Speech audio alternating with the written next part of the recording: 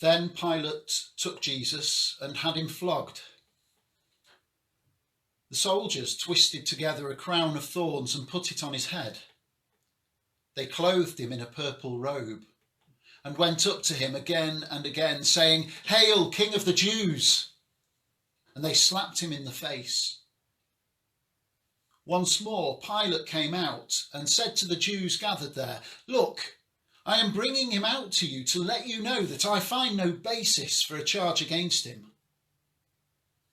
When Jesus came out wearing the crown of thorns and the purple robe, Pilate said to them, "Here is the man."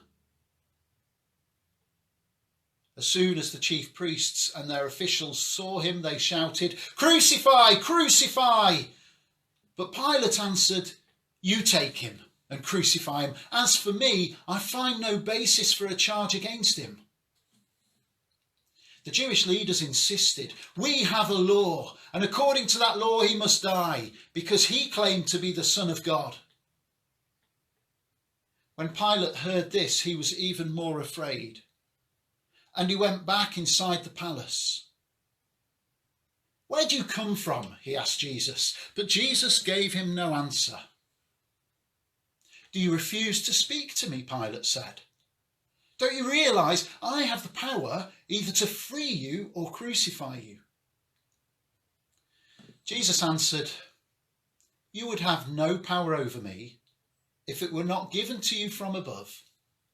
Therefore, the one who handed me over to you is guilty of a greater sin." From then on, Pilate tried to set Jesus free.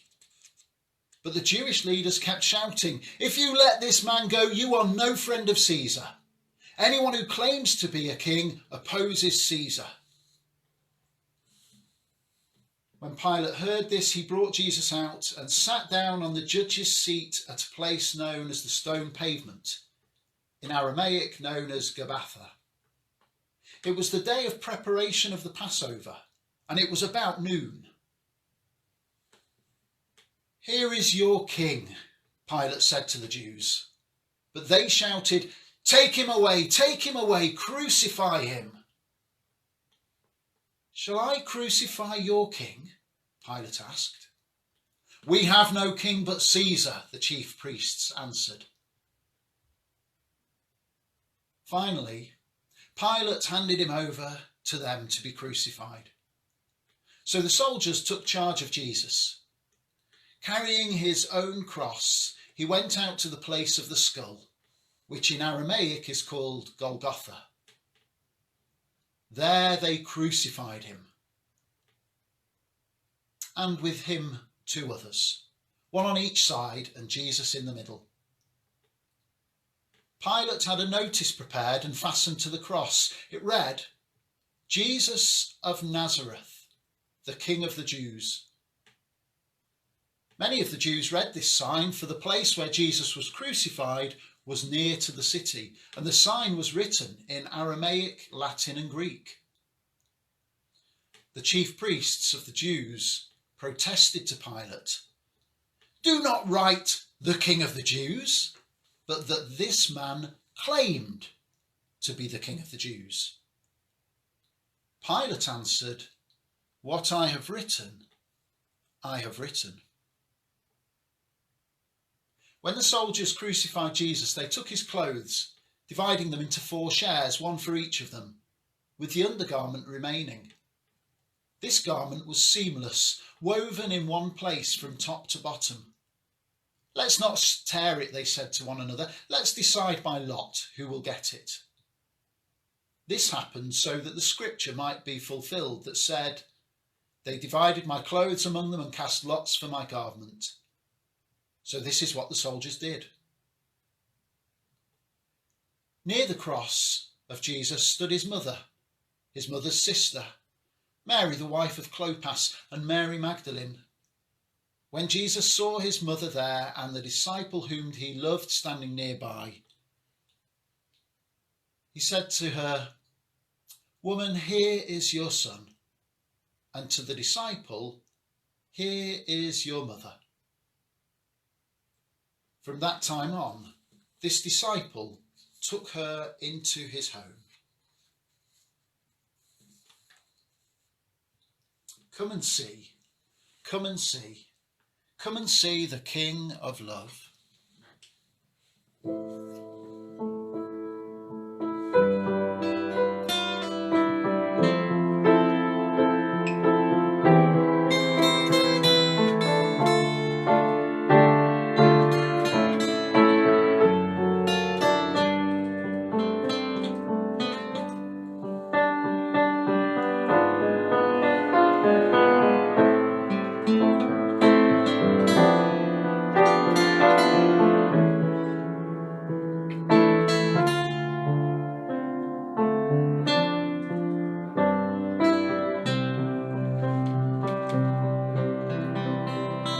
Come and see, come and see, come and see the King of Love, the love of hope and crown of thorns he wears.